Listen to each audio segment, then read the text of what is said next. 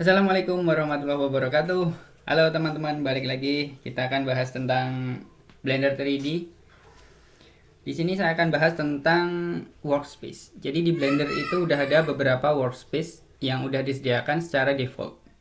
Jadi ada buat modeling, kemudian sculpting, UV editing, texture paint, shading, animation, rendering, compositing, kemudian geometry nodes dan scripting.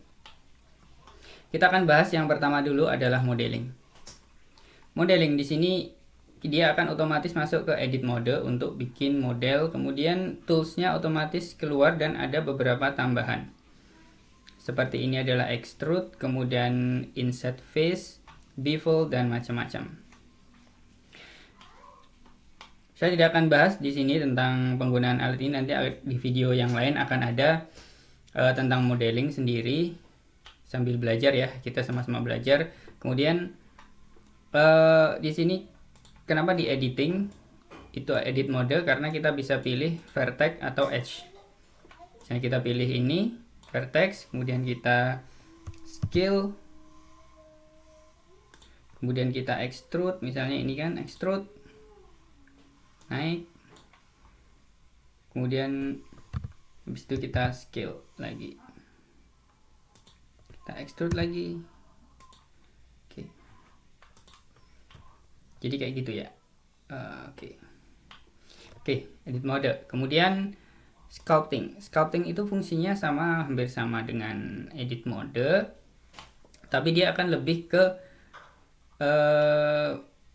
kalau orang-orang yang art sukanya gambar, itu modelingnya akan lebih suka menggunakan sculpting karena dia seperti kita mau gambar atau modeling pakai 3D pakai brushing kayak gitu.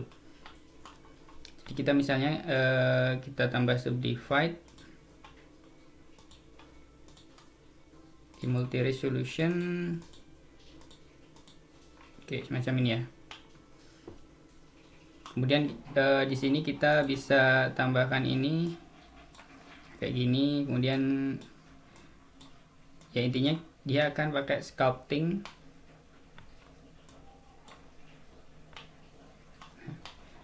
Akan lebih enak untuk orang-orang yang suka artnya langsung menggambar, itu menggunakan ini untuk modeling.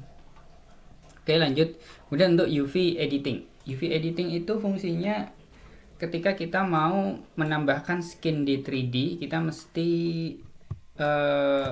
bongkar skinnya dulu. Jadi ini yang di sini kita bongkar skinnya dengan ada di sini. Jadi kita proyeksikan dua dimensi image ke 3D image-nya, 3D object. Jadi biar misalnya sesuai dengan apa yang kita inginkan. Misalnya kita gambar di sini, kemudian diproyeksikan di sini seperti apa.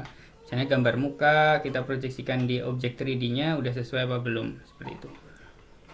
Kemudian texture paint itu hampir sama dengan UV editing. Cuman dia bisa menggambar live di sini untuk memudahkan. Misalnya seperti ini.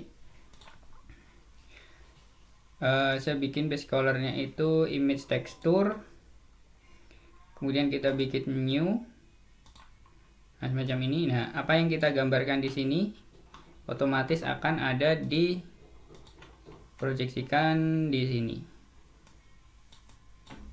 ya. Sini gambar situ, klik di sini situ, kemudian kita brush di sini kan keluar di situ. Oke, semacam itu ya. Oke, itu adalah texture paint. Jadi misalnya gini, kita mau gambar muka di sini, kita mesti tambahkan untuk mata, hidung, segala macam di sini, kemudian akan diproyeksikan di sini. Nah, editing lebih lanjut kita bisa lakukan di Photoshop atau GIMP atau apa yang lebih advance untuk image editingnya. Kemudian kita balikin lagi, kita pasang di 3D objeknya. Untuk shading itu adalah representasi gimana ketika dia udah kelar di render atau udah selesai di render. Jadi render preview kalau ini ya. Nah, di sini kita bisa lakukan banyak filter. Misalnya kita bisa menambahkan color kayak gitu. Jadi kita bikin pipeline rendernya di sini ya. Kita lebih enak pakai ini, nanti akan kita bahas di video-video yang lain.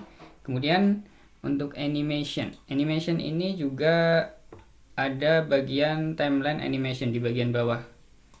Jadi kita pilih objeknya.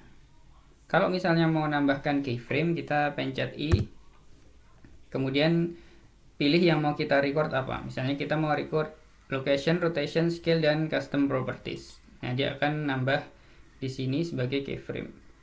Kemudian saya mau ini sebagai untuk rotate seperti ini. Saya mau rekamnya di frame 40 misalnya.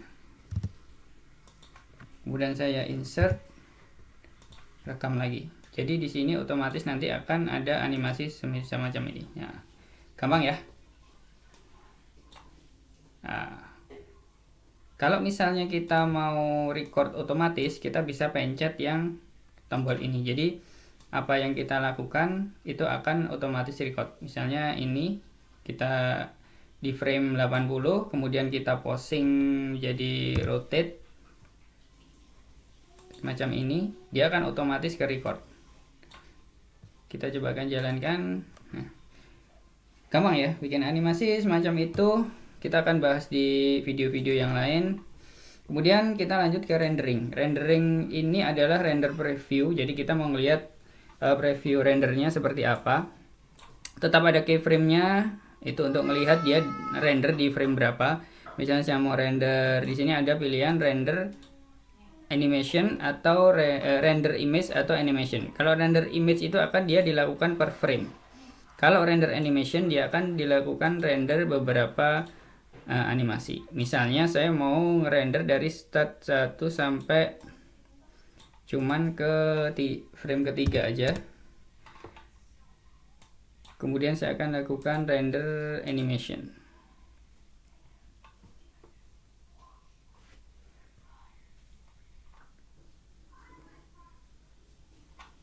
Slot 1, slot 2, slot 3, oke.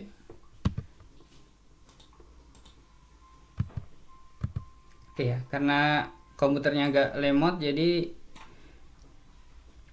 dia ada slot 1, kemudian slot 2, slot 3. Slot 1 itu adalah frame pertama, kemudian 2 itu adalah selanjutnya.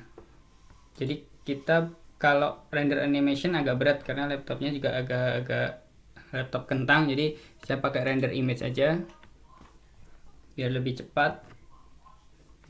Ini oke.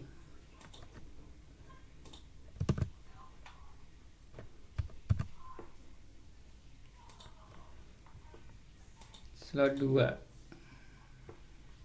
Dan saya mau render di slot 2, render image. Oke, ini di slot 2.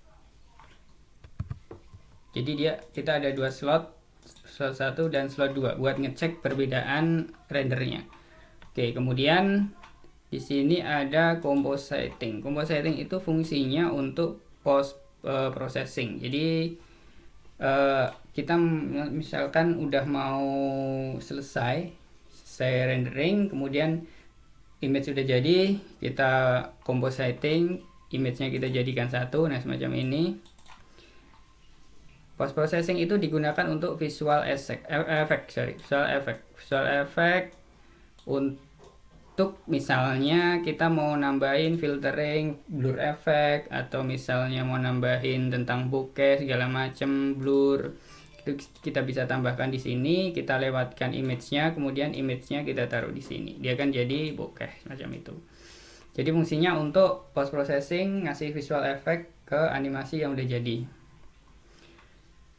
Oke, kemudian di sini untuk geometry nodes kita lewati karena itu nggak begitu penting, akan kita bahas nanti di video yang kalau sempat aja. Kemudian scripting ini dia pakainya Python. Kemudian di sini Indo adalah untuk view kalau dia eksekusinya.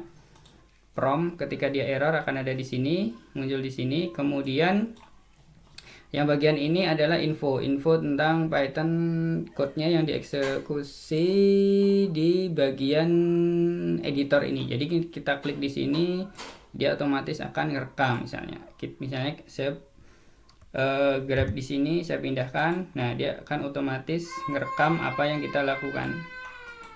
Kita copy, new. Jadi semacam ini. Oke, dia akan melakukan ini ketika kita memindahkan lem tadi. Jadi kita melihat contohnya code, misalnya mindahin lem seperti apa, mindahin objek seperti apa, kayak gitu ya. Misalnya kita mau bikin script sendiri buat bikin efek, misalnya kameranya itu terjadi gempa atau apa kayak gitu, kita bisa lakukan dengan scripting lebih cepat. Kemudian di sini juga ada templating. Templating itu ada beberapa contoh di sini ya. Misalnya kita bikin custom node. Custom node itu contohnya seperti ini. Kemudian ada lagi kita mau driver function. Ya, contohnya seperti ini. Oke, untuk yang lain bisa explore, teman-teman bisa explore. Di sini ada beberapa layout. Kita juga bisa menambahkan layout di sini. Di sini ada sculpting, shading, VFX itu ada masking segala macam, bisa dicoba sendiri nanti. Kalau misalnya ada yang nggak sesuai, teman-teman bisa langsung komen aja di video ini. Untuk itu kita sudahi dulu. Tunggu sampai video-video selanjutnya. Tetap semangat belajar. Assalamualaikum warahmatullahi wabarakatuh. Jangan lupa subscribe.